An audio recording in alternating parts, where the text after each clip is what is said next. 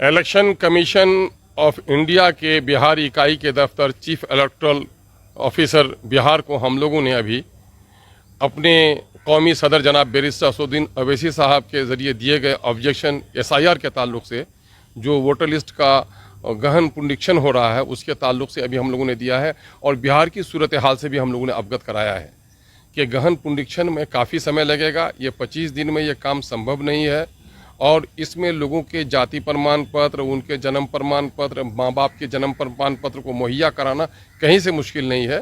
चोर दरवाजे से NRC को स्थापित करने की एक साजिश का हिस्सा लगता है। इसलिए इलेक्शन कमीशन से हम लोगों ने गुजारिश की है कि इस इलेक्शन तक के लिए इसको एग्जम्प्ट किया जाए और अगर इसे कराना ही चाहते हैं तो समय बढ़ाइए, कम से कम साल भर का समय बढ़ाइए।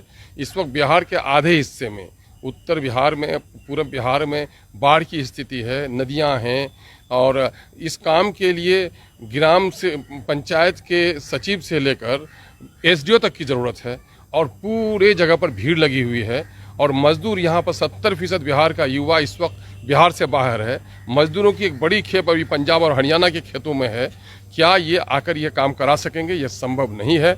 ये कहीं न कहीं से गरीबों को, दलितों को वोट से वंचित रखने की गहरी साजिश है।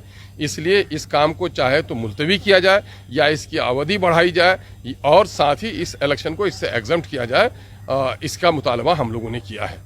जनाब इंजीनियर आफ्ताब अहमद साहब पार्टी के जनरल सेक्रेटरी, जनाब आदिल हसन साहब यूथ प्रेसिडेंट और जनाब राना रंजीत साहब सेक्रेटरी बिहार, ये हम लोग एक डेलीगेशन के तौर पर अभी अपना जो ऑब्जेक्शन है वो अभी देकर हम लोग आए हैं। और हम लोगों ने ये भी कहा है कि बिहार के आम जनों को समझ में नहीं आ पा रही है बात, BLOज खुद ठीक से नहीं समझ रहे हैं। इसलिए सरल भाषा में उर्दू और हिंदी में कम से कम इलेक्शन कमीशन की तरफ से एक विज्ञप्ति जानी चाहिए ताकि इसके संबंध में सारी चीज़ों का उल्लेख हो और सरलता के साथ लोग उसको जान सकें। नहीं, इसमें तो कोई शक नहीं है कि ये बिहार के लोगों के साथ बहुत बड़ी साजिश हो रही है और शायद उसकी वजह ये है कि केंद्रीय सरकार को उनको पता है कि ये NDA की सरकार शायद बिहार में फिर दोबारा जीत कर वापस आने वाली नहीं है। तो ये साजिश करके वो असल कोशिश उनकी ये है कि वोटर्स की तादाद को ही कम कर दो। इन्होंने महाराष्ट्र में वोटर्स की तादाद को बढ़ाकर इलेक्शन जीता था, बिहार में इनकी कोशिश ये है कि वोटर्स की तादाद को कम करके इलेक्शन जीता जाए। तो ये असल में उसी की वजह से ये हो रहा है कि एक एक वोटर से इंक्वायरी कराई जा रही है, एक एक वोटर से डॉक्यूमेंट्स मांगा जा रहा है और उसमें एक बड़ी तादाद जो है कम से कम 3 करोड़ तो बिहार के लोग ऐसे हैं जो बिहार से बाहर रहते हैं। अब वो सारे लोग जो है तो दौड़ दौड़ कर आना शुरू किए हैं बिहार में और दफ्तरों में इस वक्त भीड़ लगी हुई है डॉक्यूमेंट्स को जमा करने के लिए। माँ बाप के जन्म पत्र को मांगना चाह रहे हैं, ऐसे डॉक्यूमेंट्स मांग रहे हैं जो लोगों के पास है नहीं। तो असल में मकसद वही है कि ये लिस्ट से नाम लोगों को कटवा दिया जाए।